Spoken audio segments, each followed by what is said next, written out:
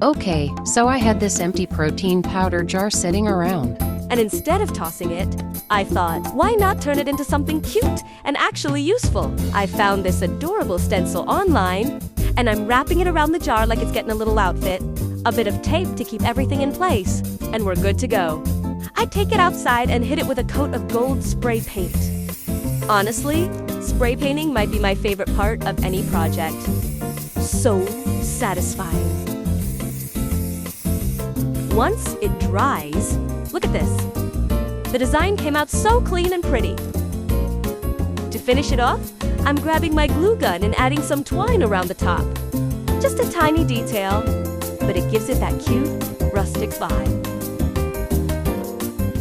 My new little recycled bin made from something I almost threw away, and here it is on my countertop. I even popped a plastic bottle inside so you can see the whole idea.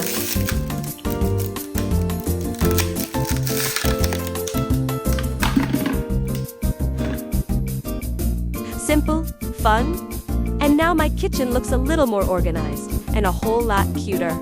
I hope you enjoy this video. Thanks for watching, and don't forget to subscribe.